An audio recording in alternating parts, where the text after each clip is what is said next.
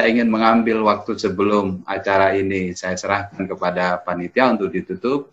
Ada 10 menit ke depan untuk menyampaikan pertanyaan dari peserta untuk Ibu Nur Hayati dari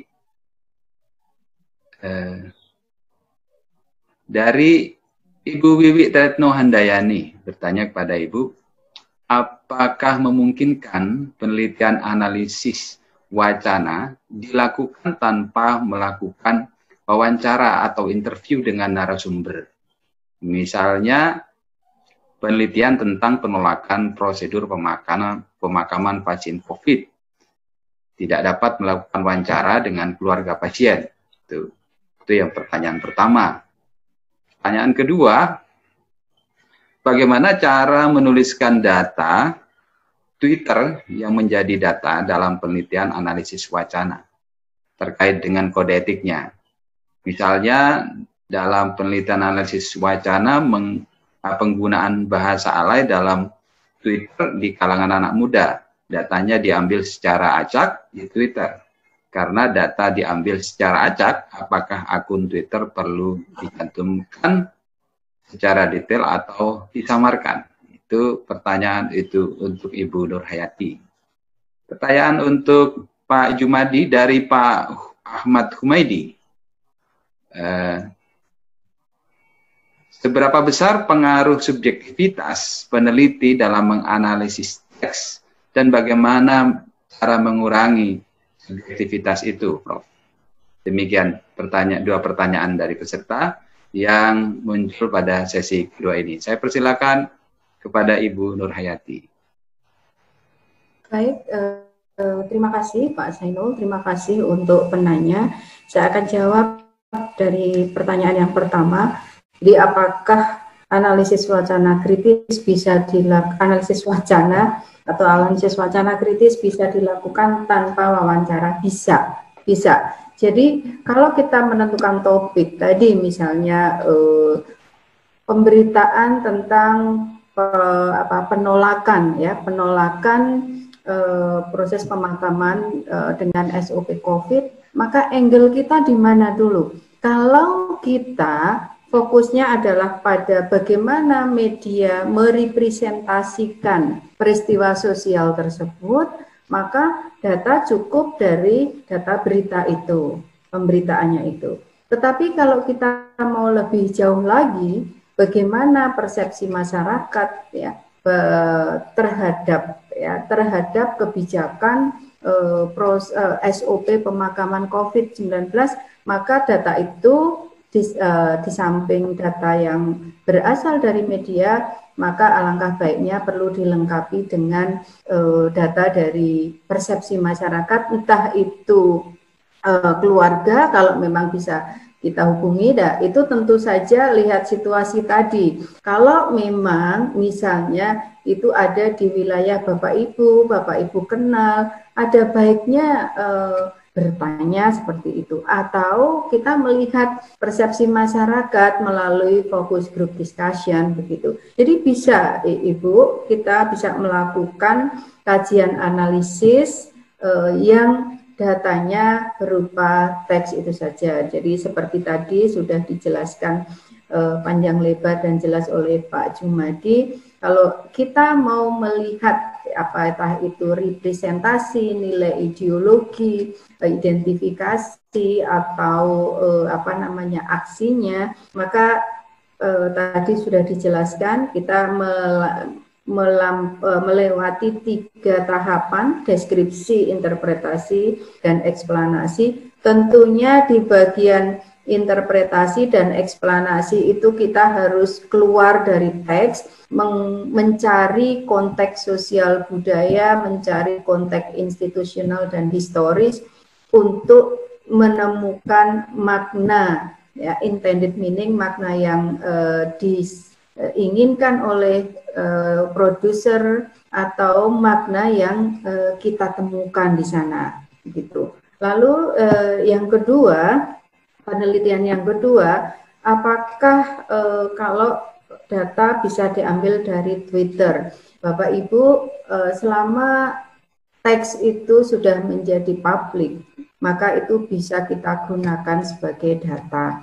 Tentunya kita harus mencantumkan sumber data tersebut. Twitter merupakan salah satu media sosial yang menjadi public media, sehingga bahasa-bahasa di dalam Twitter atau teks di dalam Twitter itu bisa kita gunakan sebagai sumber data selama kita juga mencantumkan sumber data. Kalau misalnya pencantuman sumber data secara eksplisit itu tidak menjaga privasi seseorang, maka sumber data itu bisa kita samarkan atau titik-titik tiga begitu ya, karena misalnya tadi itu swearing misalnya ya, atau menggunakan kata-kata kecil dan lain sebagainya ya, jangan misalnya si A si B begitu, tetapi data kita ambil dari Twitter dengan URL-nya ini. Pada intinya sesuai dengan kode etik bahwa privacy responden itu harus kita utamakan. Itulah sebabnya pesan moralnya kan berpikirlah dahulu sebelum menghasilkan wacana.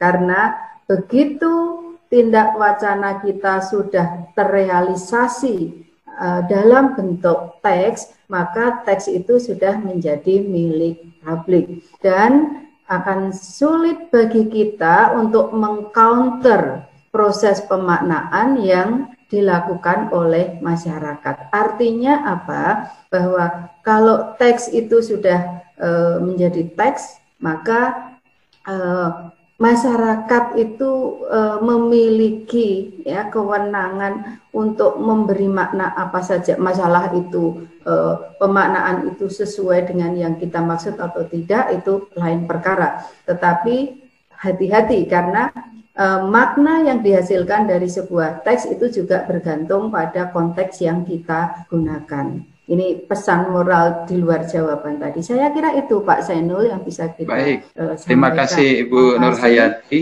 Ya, terima kasih Ibu telah mengingatkan kita betapa pentingnya kita berhati-hati dalam berwacana, karena wacana bukan hanya persoalan mikrolinguistik saja, tetapi kalau kata Prof. Jum, dia mempertemukan yang mikro dan yang makro, yang luar dan yang dalam. Karena itu kehati-hatian perlu diingat-ingat dalam hal ini. Silakan Prof. untuk menjawab pertanyaan untuk Prof. Jum. Pertanyaannya, ya seberapa besar pengaruh subjektivitas peneliti dalam menganalisis teks dan bagaimana mengurangi subjektivitas itu? Ya, analisis wacana ini termasuk banyak menggunakan pendekatan kualitatif ya, sehingga dia berhadapan dengan soft data, datanya lunak.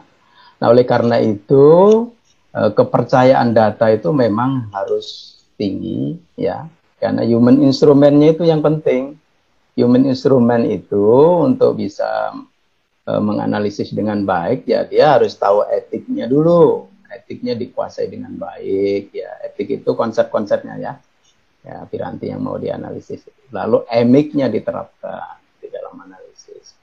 Nah, untuk mengurangi itu maka ya dilakukan triangulasi ya, subjektivitas supaya tidak terlalu tinggi, dia triangulasi itu ya, data-datanya dan sebagainya. Nah, oleh karena itu kalau Anda misalnya berpihak kepada data tertentu, nanti hasilnya akan. Jadi Anda harus tetap objektif, kuasai etiknya dengan baik, lalu nanti hasilnya ditriangulasi. Itu cara-cara untuk mengurangi subjektivitas di dalam analisis wacana. Tapi persoalan adanya subjektivitas itu memang tidak bisa dihindari. Itu wacana kritis juga begitu memang. Tetap tidak bisa dihindari, tetapi tetap harus ada self-kritik, kata Habermas. Ya, itu saya kira yang bisa saya jawab. Baik, terima kasih Prof. Jum, terima kasih Ibu Nurhayati atas pencerahannya bagi kita semua. Terima kasih para peserta. Saya ingin menyampaikan permohonan maaf Ibu Ati Winarti beliau masih bersedia untuk melayani pertanyaan Bapak Ibu yang penasaran tentang hal-hal yang sudah beliau sampaikan. Silakan hubungi beliau melalui email yang ada di materi beliau. Saya sebagai moderator mohon maaf atas kesalahan selama mengawal acara ini dari awal sampai akhir. Sekali lagi saya mengucapkan terima kasih kepada narasumber dan semua peserta. Demikian saya tutup dan saya kembalikan kepada panitia. Assalamualaikum warahmatullahi wabarakatuh. Selamat siang, salam sehat semuanya. Waalaikumsalam. Terima kasih kepada moderator Bapak Dr. Dan terima kasih kepada para pembicara yang sudah memberikan pencerahan pada hari ini. Baik, saya ada pantun untuk sebelum acara kita tutup. Serangkaian janur di tepian seni, kita ambil yang tumbuh indah.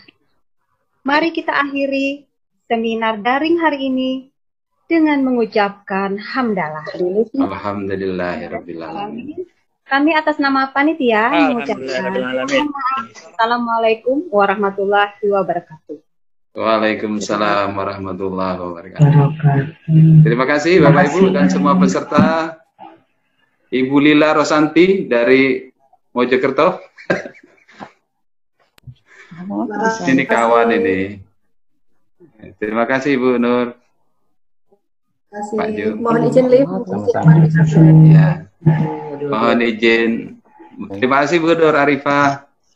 Terima kasih Pak Zainul, terima kasih Prof. Muin atas undangannya, terima kasih Bu Ati dan semua Bapak Ibu partisipan.